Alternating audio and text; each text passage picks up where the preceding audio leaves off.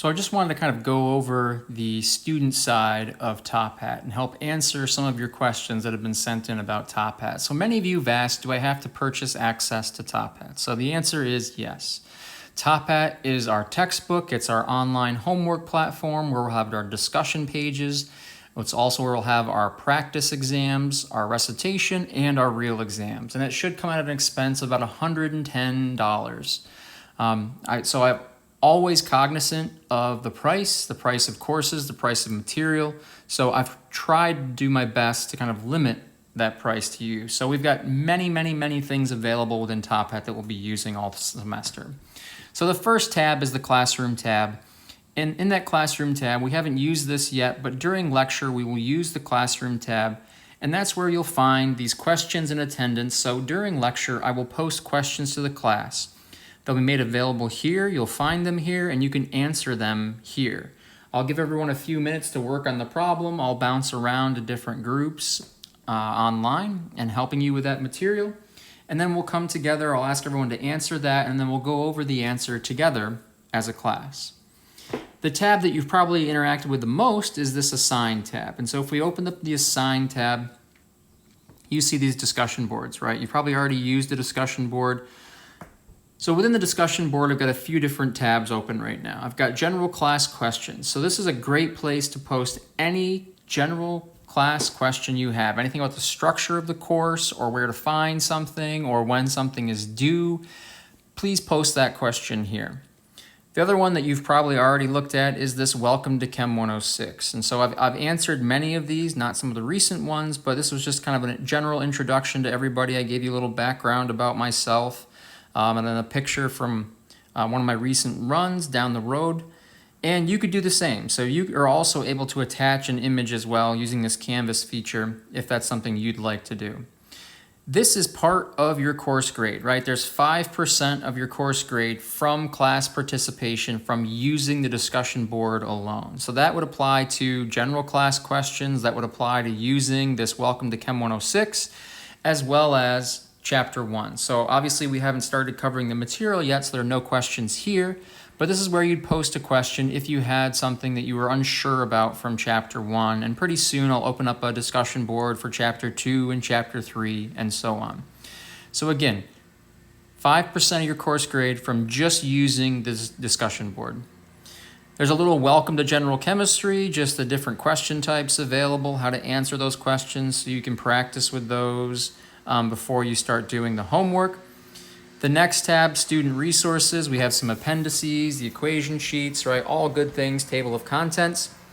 The next one, to answer most of your questions that have come in, where do I find the textbook in Top Hat? And so if we look at these folders, these next 10 folders, I have module 1 through 10. Those are the 10 chapters that we will be covering this semester. So if you open that up within chapter 1, right, this first reading right here, reading assignment, that is chapter 1. And you can see right there it says due August 30th at 11:59 p.m. So both of these assignments are due at 11:59 p.m. on August 30th. It tells you right there within Top Hat. I don't think it sends out alerts, but you can log in and see, okay, when is this due and how many questions do I have to do? So this assignment, I've already answered a few of the questions. I think this assignment was like 34 questions, but if we can click on that, this is the chapter. This is chapter 1. I'm just going to take you to a full screen view because it's a little bit better. So here is the basics of chemistry in chapter 1. Here's our table of contents for that chapter, our learning objectives for that chapter, and then, what is this chapter about? Really classifying matter. And if you look at the top, it tells you, right, I have 5 out of 35 answered. So I've answered 5 of these questions already because this is my second time trying to make the movie, and I wanted to show you how to answer some of these questions. So as you can see, most of them are pretty straightforward. Right, here's a sorting question, for example, a matching question, another matching question, but this is the pre-lecture homework assignment. This is reading the chapter. This is 10% of your course grade, and answering the questions within this chapter, right? So here are just some of those questions, and as you look through this material, often the answer to the question you're being asked is right above in the paragraph or two above that question that's being asked. So here's a question that we could look at. Kelvin and what are on identical scales? Well, a change of 1 degree Kelvin is the same as a change of 1 degree Celsius, right? So those are on identical scales. It's a little bit different for Fahrenheit. So thankfully, yes, I got that question correct. So that's as easy as it is to answer some of these questions, right? Scientific notation, which we'll talk about. So here is, right, a fill in the blank number. So we want to put this in decimal format. So 4.653 times 10 to the minus 2 into a decimal format. So what would that look like? That would look like 0.04653. Right, both of those numbers are identical. 4.653 times 10 to the minus 2 is the same as 0.04653. So submit that, right? And thankfully I got that correct as well.